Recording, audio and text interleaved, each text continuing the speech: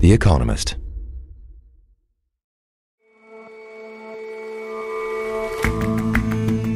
Hello and welcome to The Intelligence from The Economist. I'm your host, Jason Palmer. Every weekday, we provide a fresh perspective on the events shaping your world. One of our correspondents wanted to remove traces of herself from the internet for security reasons. Then she found out just how hard it is these days to disappear. And stock markets surged after the decisive re-election of Donald Trump. But the windfalls were not evenly spread. Our data journalist digs into who made out best as the next generation of Trump trades began.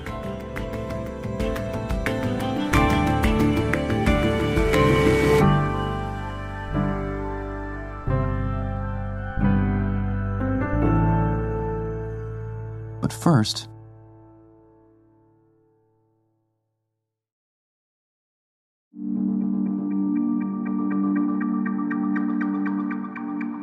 in Syria over the weekend, rebels opposed to the regime of President Bashar al-Assad broke a stalemate in a civil war that dates back to 2011. A coalition of groups overwhelmed government troops and captured much of the northwestern city of Aleppo, among smaller cities and towns.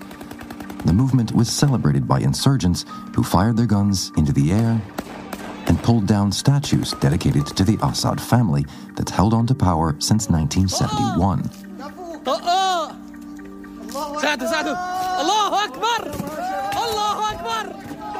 President Assad responded with airstrikes that left bodies strewn in the streets of central Aleppo.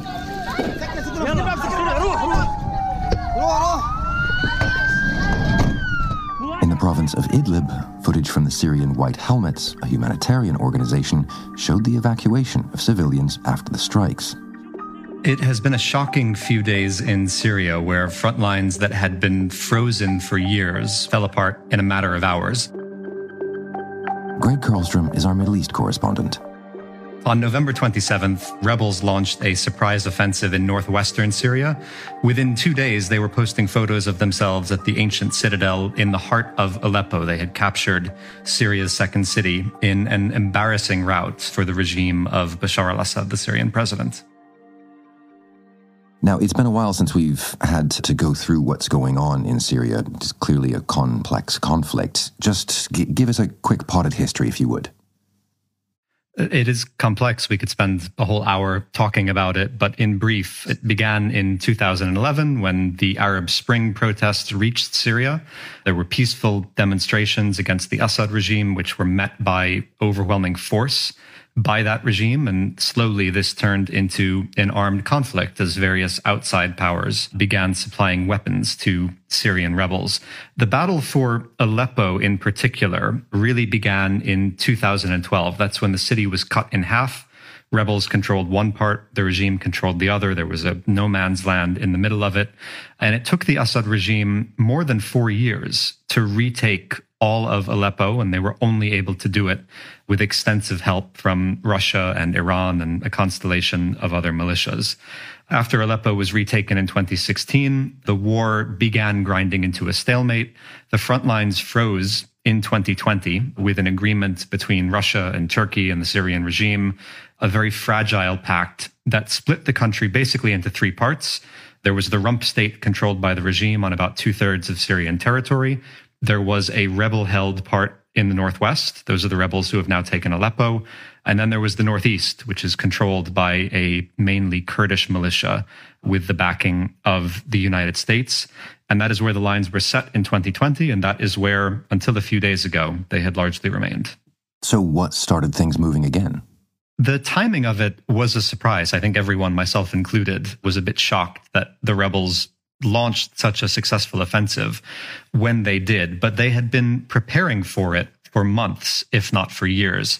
The main group in Idlib province in northwestern Syria, the main rebel group that is governing a large chunk of the northwest, Hayat Tahrir Sham, is a group that broke away from Al-Qaeda in 2017. It was originally a jihadist group, but it broke from jihadi ideology. And it's been setting up this increasingly professionalized government and military force in northwestern Syria. They even set up a military college in Idlib to train officers. So they had been preparing. But then I think the timing, the sort of why now question, has a lot to do with events happening elsewhere in the region. Yeah, you mentioned Iran, Russia, others, countries, states that have other business elsewhere. They do, and Syria is no longer a big priority for them. The first battle for Aleppo a decade ago, Hezbollah, the Lebanese Shia militia, sent thousands of its fighters to support the Assad regime. You had other Iranian-backed groups that poured in their own fighters to serve as sort of shock troops. Iran itself sent officers to back the regime, and Russia provided the air power. That was what Assad needed to retake Aleppo back in 2016. But today, Hezbollah has been fighting a war with Israel for more than a year. There was a ceasefire that finally ended that war just a week ago. And I don't think it's a coincidence that this rebel offensive began just after that ceasefire. Hezbollah lost most of its leadership fighting Israel. It lost an estimated 4,000 fighters. It is not in a position to send the numbers of troops to northern Syria as it once did. The same goes for Iran, which has seen its own military infrastructure in Syria badly damaged by more than a year of Israeli airstrikes. And then Russia, of course, is preoccupied in Ukraine. It withdrew thousands of its own troops from Syria after the invasion of Ukraine in 2022, and it has not prioritized fighting in Syria because there are so many demands on its own forces in Ukraine. So you put all of that together, and this regime, the Assad regime, that has only ever been able to survive with extensive external support, suddenly finds itself in a vulnerable position because that support is no longer there. So the rebel group that has taken Aleppo, you mentioned some jihadist roots. And so who are they now, and what is it that they actually want?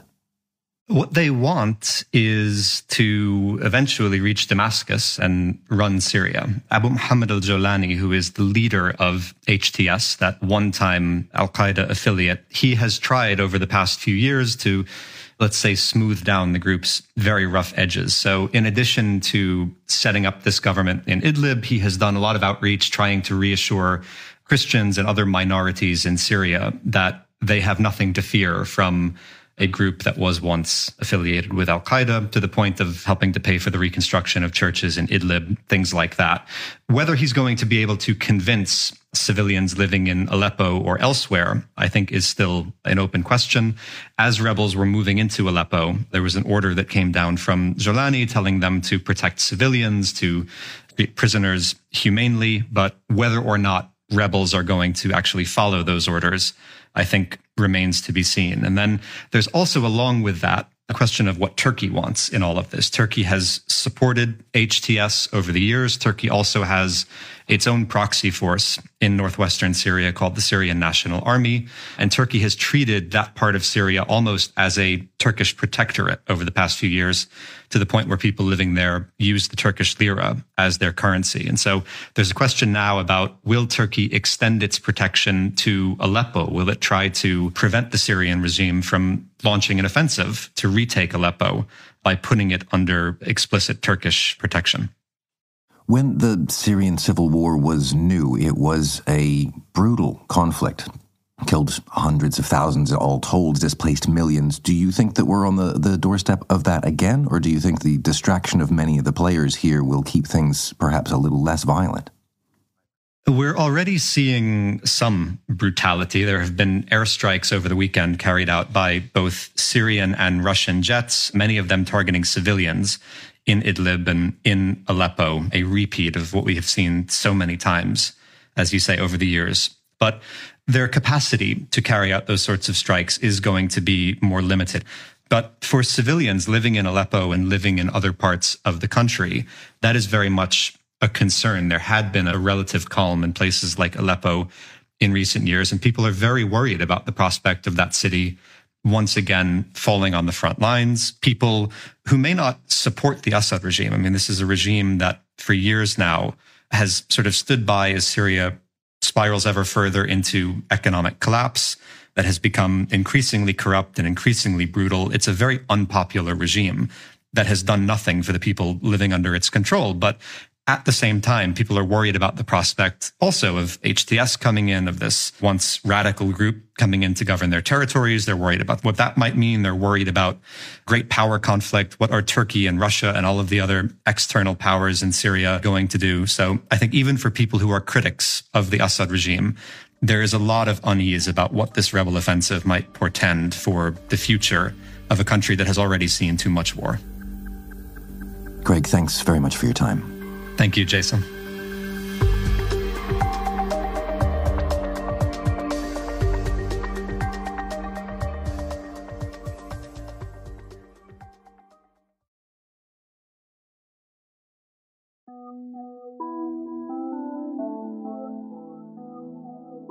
So I started trying to delete myself from the internet by just figuring out what was on there. And I went right back to the beginning. So the first social media platform I really used, I think starting around 2006, was Facebook. Avantika Chilcote is our global business correspondent, and these days you won't be able to find much more about her online. The event invitations were the most surprising. So there was invitations to a Santa-themed pub crawl around the south of Mumbai. And then my groups that I've joined were quite worrying, because as a journalist, I often use Facebook groups as a way to get in touch with people, figure out an organisation. So I'm also part, very suspiciously, of quite a few right-wing Hindu nationalist groups, because I've written a lot about that topic. So I started deleting myself because I produced a podcast series with The Economist earlier this year called The Modi Raj, which you should listen to if you haven't listened to it. And the situation in India right now, and especially for the last few years, hasn't been great in terms of security for journalists. There's been quite a few cases, specifically of female journalists being harassed. I know one journalist in India who had a photograph of her face superimposed onto a pornographic video, which was then shared far and wide on WhatsApp. There's a lot of leaking of personal information like addresses and contact details with death threats. So I was going around basically trying to reduce the amount of information about me that trolls could find. The podcast wasn't that risky, and as a journalist overseas, I really am far less at risk than any local journalist. It was really just a precaution. But the security team told me to, so I started off this process. Once I was done with Facebook, I started looking at my other social media, Instagram, LinkedIn, Twitter. So I went and got in touch with the platforms, and they have a fairly simple process whereby you can request all of your data, and they send you zip files full of everything, from every connection you have to every message you've sent. All of my email addresses from all previous jobs are there. At some point, I basically gave up trying to delete personal information. And then the question was, do I want to delete these social media profiles? What I realized was it's kind of impossible in this day and age to just delete yourself, because frankly, as a journalist, if I don't have a LinkedIn profile, everyone that I get in touch with wants to look me up for giving me time. And so I knew full well that these social media platforms are both useful for me as a journalist and incredibly risky. Google offers you that they can take down search items about you. So I thought, let me just have an experiment. So I filled in these forms, and it's quite confusing to figure out which form you need to fill in and how. But in the EU, we have very, very good data privacy rules. It's the legislation that lots of other jurisdictions have copied. But they can only take down that search item on Google within the jurisdiction that I'm in. So it was sort of this learning that, yes, these social media platforms tell me I have control over my data, but actually there are confines to what they can and cannot do. So I got in touch with a few companies that say that they can wipe you off the internet. One was appropriately called Delete Me. And when I interviewed the founder, it was fascinating because he said to me, we can just do all of this for you. And just so you know, what you're doing is the tip of the iceberg. You are looking up stuff that is visible about you online. What you really need to worry about is the data that companies gather without you even knowing they're gathering it. I think the best example is if you think about Google. Google owns YouTube, so they know what you watch on YouTube. They own Gmail, so they have some sort of understanding of your contact history. They also obviously have the search engines. They know what you're searching, and they know your location, depending how you're using it on your phone. So this is not data that you can see, but it's a data that a company has. And Delete Me will offer you pay a fixed sum to delete you from the internet. And they have to get hold of something called data scrapers that basically make money by scraping the internet for all of this quiet data about you, compiling it into basically profiles, and then selling it. So they sell profiles, be it to insurers, to other companies, marketers, whoever it might be. The trouble is, you can try and do this yourself, but the guy I spoke to said this would take you about 100 hours. And not only that, you have to do it again every 3 months. So at this point, it was pretty clear to me that what I had begun to do was an impossible exercise, even if I decided to delete my social media profiles. So in terms of what I learned that could be transferable to other people, so please check your privacy settings. There are things you can opt out of. You can opt out of personalization. You can opt out of location settings. One thing that privacy expert said to me is like, always be really suspicious of free apps because they have to make money somewhere. And that might be through selling your data.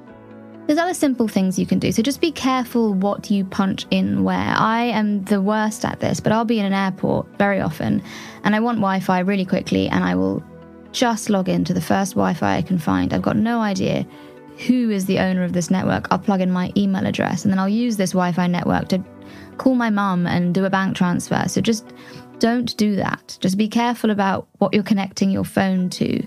If you're really being careful, you can use a VPN. So you can have a commercial VPN, which just adds to the privacy of you and how you're using your devices. And I think there's a new dimension now with AI. Like, just be careful about what we type into AI tools.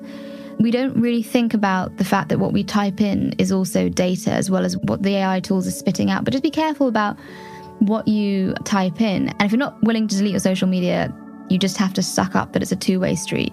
You can look up other people and they can look up you.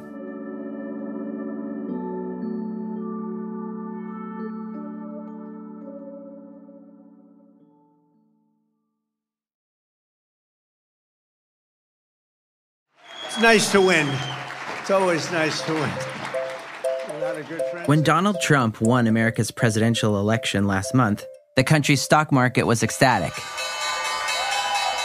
Doug Dowson is a data journalist for The Economist. The next day, the S&P 500 leapt by 2.5% as America's big firms anticipated lower taxes, less regulation, and higher economic growth. The Russell 2000, which tracks smaller companies, jumped by even more, 6%. But are the good times as good as they seem? We analyzed the performance of America's 3,000 biggest public companies and found that the Trump rally has been uneven. And some Trump trades, as they're called, have proved less profitable than expected. 3 sectors that could be big winners under second Trump administration include financial services, private prisons, and crypto firms. Shares in banks are currently up 13% compared to before the election. They're expected to benefit from an easing of capital requirements and less scrutiny of mergers and acquisitions under Mr. Trump. We're going to end up with the largest deportation in American history. We have no choice. Trump campaigned on a promise to deport millions of illegal immigrants. Although the army is going to be involved in some of that work, the government is also expected to outsource to the private sector. Shares in 2 of the big prison firms, Geo Group and Core Civic, have soared since the election. And then there's crypto. Hello, Bitcoiners. Thank you very much. Hello. It's good to be with you. Trump was a big cheerleader for digital currencies on the campaign trail. If crypto is going to define the future, I want to be mined, minted, and made in the USA. It's going to be. It's not going He's promised to make America, quote, the crypto capital of the planet. Since the election, Bitcoin has surged by 45%, and companies involved in mining, minting, and trading digital currencies have also rallied. Some Trump trades, however, have not fared well. Shares in American steel companies rose by 13% on election day, but then have since fallen down due to a lack of clarity on policy. Shares in oil and gas drillers also rose. We will drill, baby, drill. But then after an 8% election day bounce, their shares are now back where they were before the vote. Shares in Trump Media, the president-elect's social media firm, have tumbled since the election. Certainly not what you might have expected. Just goes to show that investing in Mr. Trump does not always pay off.